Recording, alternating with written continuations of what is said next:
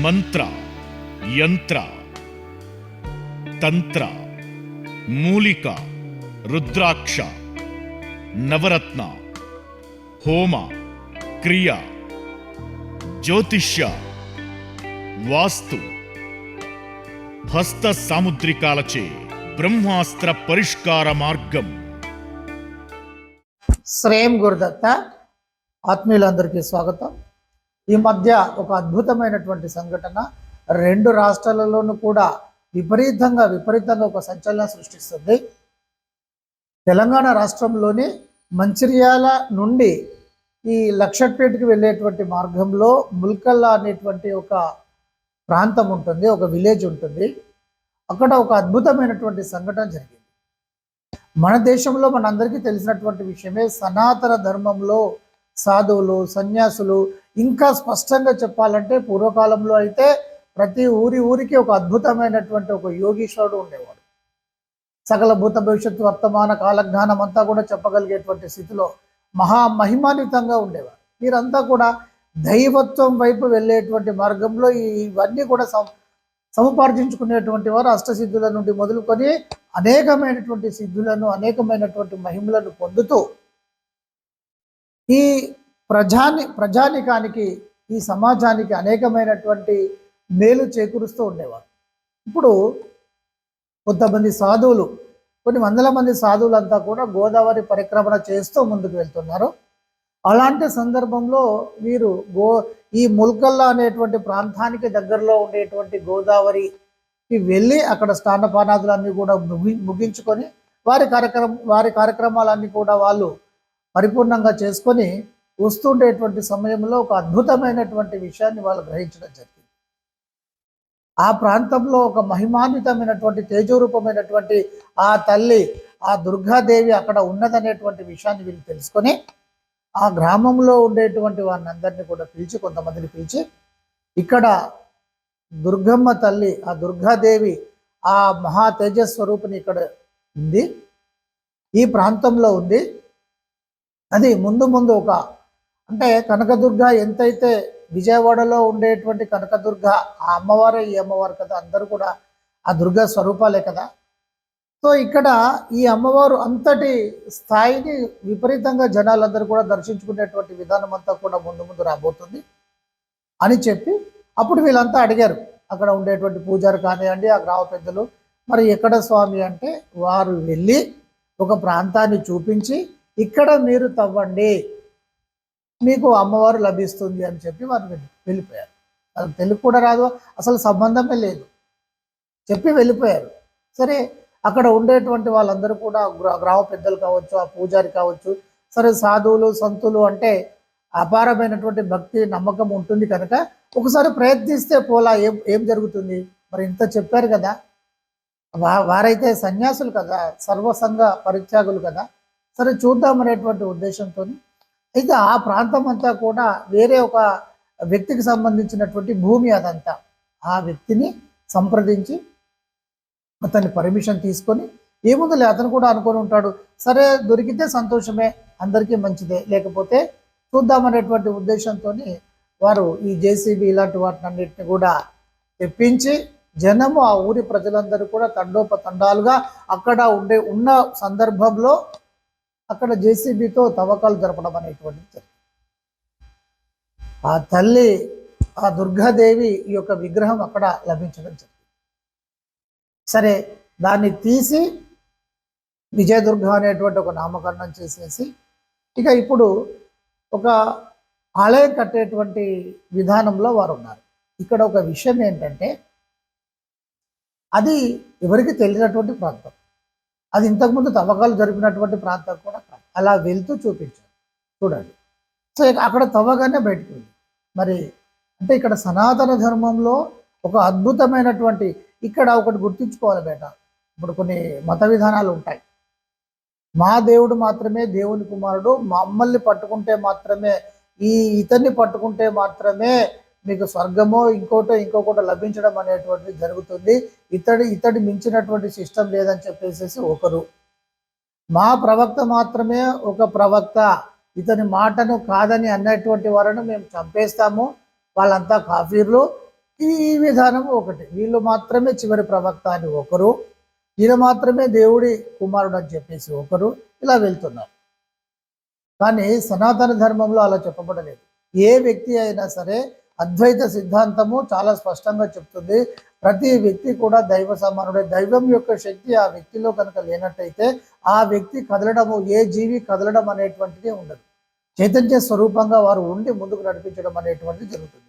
నడిచేది ఆ వ్యక్తి అయినప్పటికీ కూడా, నడిపించేటువంటి విధానం నడిచేది వాళ్ళే అయినప్పటికీ కూడా, ఒక వ్యక్తి నడిచేటువంటి స్థితిలో ఉన్నప్పటికీ కూడా నడిపించేటువంటి ఆ శక్తి మాత్రం ఆ దైవం నుండి వస్తుంది. ఈ విధమైనటువంటి విధానాలు చాలా శక్తివంతంగా చెప్తూ ప్రతి వ్యక్తి కూడా మానవుడే మహనీయుడు, దైవత్వం వైపు వెళ్ళొచ్చు, దైవంలో లీనం కావచ్చు, తానే దైవంగా మారచ్చు, అహం బ్రహ్మస్మి అనేటువంటి స్థితిని కూడా ప్రబోధించడం జరిగింది. ఇక్కడ మీరు కూడా ఆ విధానాన్ని అనుసరిస్తే ఒక గొప్ప స్థితిని మీరు పొందుతారు, ఇలా చెప్పడం జరిగింది. దానికి ఇప్పుడు తార్కాణమే ఇప్పుడు మనకు కనిపిస్తుంది. ఇప్పుడు హేతువాదులు కావచ్చు, నాస్తికులు కావచ్చు, నేను అందరినీ గౌరవిస్తాను, ఎవరి విధానమో వాళ్ళు అనుసరిస్తూ ఉంటారు. కానీ ఇప్పుడు దీనికి తలలు బద్దలు కొట్టుకుంటున్నారు అనుకుంటా. మరి దీనికి ఏం సమాధానము? అలా వెళ్తూ చూపించారు, తవ్వితే వెళ్ళింది. దీనికి ఏం సమాధానము అంటే, మన కంటికి కనిపించినటువంటి అగోచరమైనటువంటి ఎన్నో కూడా మనకు తెలుస్తూ ఉంటాయి. ఇప్పుడు ఇక ఈ విషయం తెలిసి చాలామంది వెళ్తున్నారు అక్కడికి. ఒకేసారి తండోపతండాలుగా వెళ్ళి ఆ ప్రాంతాన్ని విపరీతంగా డిస్టర్బ్ చేయకూడదు అని, ఎందుకంటే ఒకేసారి విపరీతంగా జనాలు వెళ్ళినప్పుడు సౌకర్యాలు కానీ లేకపోతే ఆ ఒత్తిళ్లలో ఏదైనా ప్రమాదాలు జరిగేటువంటి అవకాశం ఉంటుంది కనుక మెల్లమెల్లగా వెళ్ళేటువంటి ప్రయత్నమే చేయండి తప్ప ఒకేసారి వెళ్ళేటువంటి ప్రయత్నం చేయకండి. ఒక అద్భుతమే కదా ఇది, ఒక అద్భుతమే. అయితే ఇక్కడ ఇలాంటి సంఘటనే ఇప్పుడు హిందూ సమాజంలో ఒక అద్భుతమైనటువంటి సంఘటన. ఏదో కాలంలో ఎవరో ఏదో చేశారనేటువంటిది మనకు తెలియదు, కానీ ఇప్పుడు మనం కల్లారా చూస్తున్నాం కదా, కల్లారా మనం చూస్తున్నాము. ఇక ఇంతకు మించి తార్కాణం ఏముంటుంది? ఇదే కనుక వేరే మతంలో కనుక జరిగి ఉన్నట్టయితే ఈ పాటకి తెలంగాణ రాష్ట్రంలోని సగం మందిని మత మార్పిడి చేసేవారు. అద్భుతం అద్భుతం, ఆయన చేశాడు. మీరు చేయొచ్చు. దైవత్వం యొక్క శక్తిని మీరు పట్టుకొని మీరు ముందుకు వెళ్తే మీరు చేయొచ్చు. ఇది గుర్తుపెట్టుకోండి. దీనిలో కుల విధానంతో సంబంధమే లేదు. కుల విధానం అనేటువంటిది చాలా రాంగ్ బిడ్డ, అది మధ్యలో పుట్టించబడింది. వేదాలలో గుణము అనేటువంటిది ఉంది. ఇప్పుడు కూడా గుణం గురించి ఇప్పుడు కూడా మన సైకాలజిస్టులు చెప్తూ ఉంటారు కదా, ఇతని యొక్క క్యారెక్టర్ ఇలాంటిది అని. సో గుణాలు ఒక్కొక్క వ్యక్తికి ఒక్కొక్క రకంగా ఉన్నాయి అనేటువంటి విధానం ఒకటి చెప్పడం జరిగింది. ఇంకొకటి, వ్యాపారం గురించి ఆలోచన చేస్తే అతడు వ్యాపారస్తుడు అవుతాడు, బిజినెస్ పర్సన్ అవుతాడు, ఇలా చెప్పడం జరిగింది తప్ప దీన్ని ఆసరాగా చేసుకుని కొంతమంది దీన్ని స్వలాభం కోసము చాలా వికృతమైనటువంటి విధానాన్ని అనుసరించి ముందుకు తీసుకెళ్ళడం జరిగింది. అదే కుల వ్యవస్థ.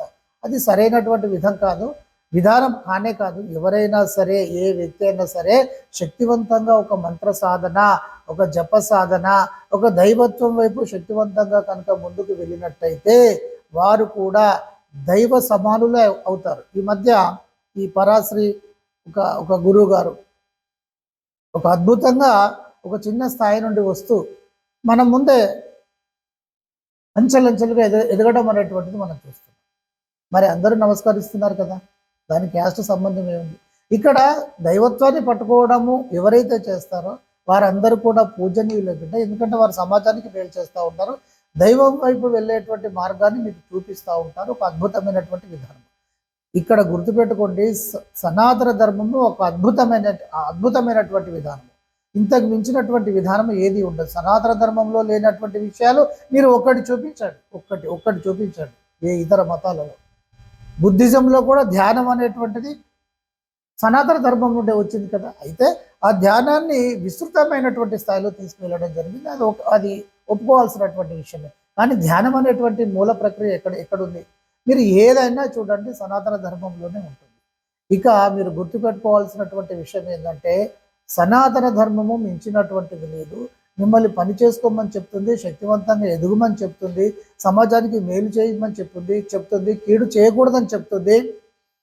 ఇంకా మీరు మీ మతం కాకపోయినా కూడా ఇతరులను గౌరవించాలని చెప్తుంది. ఇంకా ఇక ఇంతకన్నా ఉదాత్తమైనటువంటిది ఏ మతం చెప్తుంది? ప్రపంచంలో విస్తృతంగా ఉండేటువంటి రెండు మతాలు, మా మతం కాకపోతే ఒకరేమో లేపేయమంటుంది, ఇంకొకరు మీకు అసలు ఏది దొరకదు, మీరు ఎన్ని మంచి పనులన్నా చేయండి, ఏదన్నా చేయండి, మీరు ఏది చేసినా కూడా ఇది పట్టుకోకపోతే మాత్రం మీరు మీ జీవితమే వ్యర్థం అనేటువంటి విధంగా ఉంటుంది. అలా ఉంటుందా ఎక్కడైనా?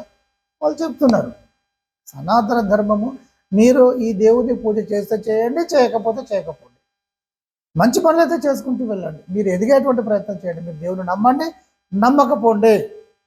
నాస్తికత్వానికి కూడా ఒక దేవుణ్ణి దైవ దూషణ కనుక చేసినట్టయితే శిరచ్ఛేదనం అని ఒక మత గ్రంథంలోనే ఉంటుంది.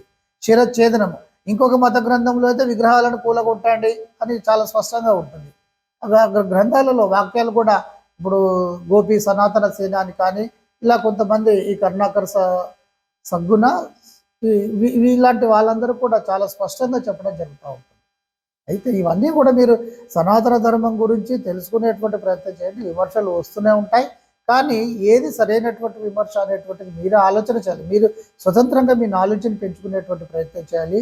ఒక అద్భుతం కదా ఇది, ఒక అద్భుతం కదా, మన కళ్ళ ముందు కనిపిస్తుంది కదా.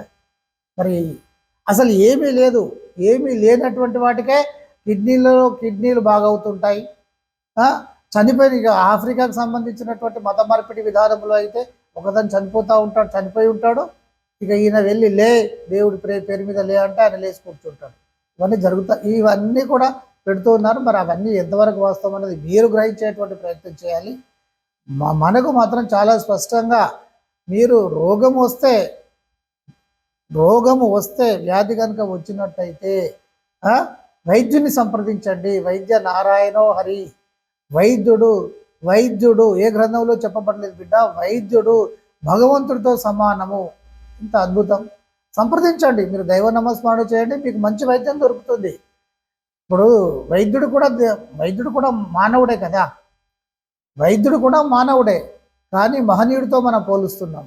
ఆ వైద్యానికి సంబంధించినటువంటి విషయాలు ఈ దైవస్మరణ ఇలాంటివి కనుక చేసినట్టయితే ఒక అద్భుతంగా వాళ్లకు స్ఫురించి మంచి వైద్యం అందించడం అనేటువంటిది కూడా జరుగుతుందని చెప్పడం జరుగుతుంది. ఏది కూడా గాలిలో దీపం పెట్టి దేవుడా అని అనకూడదని చాలా స్పష్టంగా చెప్పబడింది. మీరు గుడిలోకి వెళ్ళి మీరు దక్షిణ వేస్తున్నారా వేయట్లేదా, కుండిలో ఏమైనా వేస్తున్నా అసలు ఎవరైనా అడుగుతారా అంటే? కానీ ఈ విధమైనటువంటి విపరీతమైనటువంటి ఒక దుష్ప్రచారాలన్నీ కూడా జరుగుతున్నాయి. ఎవరికి వారే గుర్తించేటువంటి ప్రయత్నం చేయండి. ఒక మహోన్నతమైనటువంటి సంఘటన మన కళ్ళ ముందు ఆవిష్కరణ జరిగింది కదా. అందరికీ బ్లెస్సింగ్స్. మంత్ర, యంత్ర, తంత్ర, మూలిక, రుద్రాక్ష, నవరత్న, హోమ, క్రియ, జ్యోతిష్య, వాస్తు, హస్త సాముద్రికాలచే బ్రహ్మాస్త్ర పరిష్కార మార్గం.